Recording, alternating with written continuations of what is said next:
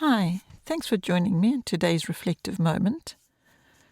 I like to take you for a little walk with me in nature, as what these reflective moments have been all about, where I just imagine you with me and I go for a walk in nature with you and just share things that are on my heart or things that I think might be helpful to you or supportive, I hope. But today I am taking you for a little moment in my garden because it's not quite spring yet here where we are, but I'm a little bit ahead of the time when it comes to when one should sow seeds. I'm doing it a little early, and I think that is because I'm motivated to do as such, just simply because we've had all the fires that have gone through, which the previous reflective moments, if you've seen them, you might have seen that we've had an entire month of fires, wildfires just raging through our region. And it's been quite hard. It's quite tough times. So I have thought, seeing as we've lost so much in those fires, I've thought, well, let's sow some new seeds and let's get something growing again after the fire has devoured so much. So this is Toby here that you're looking at. Toby is a Zulu lady that has been with us for 20 years or so in our family, just helping us with various things, mostly garden. She loves the garden and she loves working in the garden. It gives her so much joy. And what she's doing there now is she's taking some dried chilies. You see the chilies in the foreground there. I will do some close-ups of that for you. And we picked some and we let them dry, and now she's sowing the seeds from those chilies. My husband is actually a chef, and he loves to cook with chilies. We always have something chili-like growing. But what we also grow is wheat seed. Now you'll see here, there's some wheat seed on this table, which we got ready to sow today, and the monkeys found it before we did. Turn our backs and the monkeys were in it, ripping the plastic open and spreading the seed all over the place. Anyway, they had some, and there's plenty left for us. The one packet wasn't destroyed, and now we are sowing these wheat seeds. Now, I'll tell you why we sow the wheat seeds is because they grow up, to about a foot or so tall, and then we trim them and we juice it. So we have, wheatgrass juice. And it's just like a shot of nutrition. Oh my goodness, we find it so restorative and nutritious and invigorating and many, many good things about growing wheatgrass seed. And it's very easy to do. You see those long, narrow pots there? We have filled those up with wheat seed, and now you see Toby's preparing the next planter box, that nice planter box that Greg made. And she is getting it ready with some compost so we can put some wheat seed in there as well. And it doesn't take long for it to germinate and to, present these lovely green shoots. And then we trim them and we put them through the juicer. And you may wonder, why am I sharing all of this with you? And as I said, it's because I would like to see something growing after we've lost so much with the fires. The fires have left us somewhat devastated. So I thought, well, let's not stay in that devastated place. Let's get planting, which is what we're doing. And this is why I'm sharing this moment in the garden with you.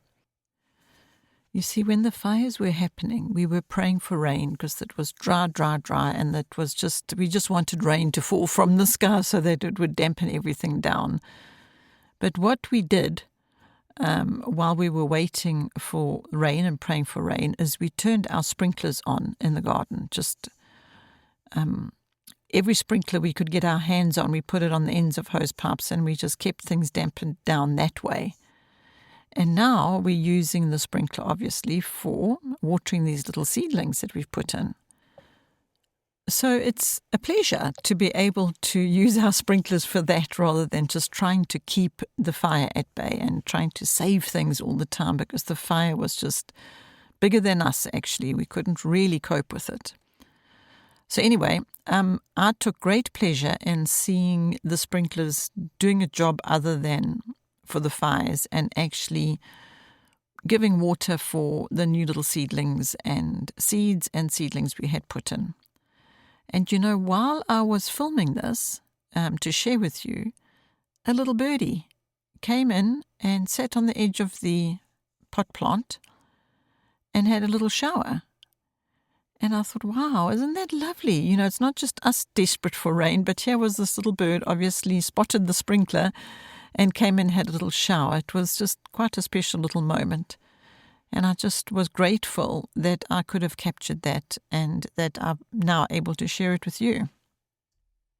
You'll also notice that I just spent some time letting the camera roll and get some footage of this water, because it's been so long since we had rain that it became something very special just to watch water landing on the ground and dampening things down and letting the little bird have a shower and watering the little seeds. As I say, a bit premature, because really I've put these seeds in too soon. It's not spring yet, but I've done it anyway, just for hope, just for encouragement, just to get us out of the devastation. And so on that, I just thought about this whole reflective moment that I would like to share with you, something that I shared in the video, the little reflective moment about the fire, where my mother used to say to us, if something's causing you tremendous sorrow, go do something for someone else. Well, this isn't necessarily doing something for someone else. I was doing something for myself here, as in getting a lot of delight and pleasure from watching little bird having a shower and planting the seeds, and just also Toby enjoying it, because Toby loves the garden and she's been helping with, fighting fires and watering houses, walls and roofs instead of the garden, just to try and protect them. And I just felt that, let me share this with you, because, it was doing something to get us out of the devastation. And I just thought that might be helpful to you as well in your lives. When life happens and tragedy strikes and things are really, really difficult, I have found that you've literally got to be intentional about finding something that's going to be the opposite of what's happening. In this instance, the fire was destroying things and killing things that we had planted and nurtured and watched grow, and they've just been annihilated. So we did something intentional about that, as in go and plant more seeds and water them and watch something grow and watch something good come, considering, how heavy our hearts have been and how much trauma there's been around us and how many people have lost so much. So we just thought, what can we do? Let's grow something and let's hope we can share that with others. So I think what I'll do is I will actually share with you the growing of that wheat in those troughs. Let's hope it grows, because it's too early, but let's hope.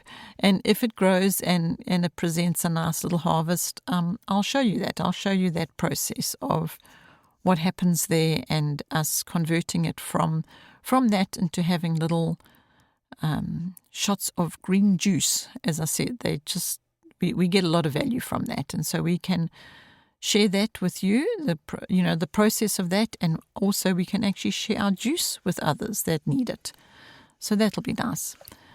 Okay, well, thank you for listening, and thank you for being with me in my garden today and watching this video. If you've watched all the way to the end, I do appreciate it. Makes it so worthwhile to do it, knowing that it has been, received.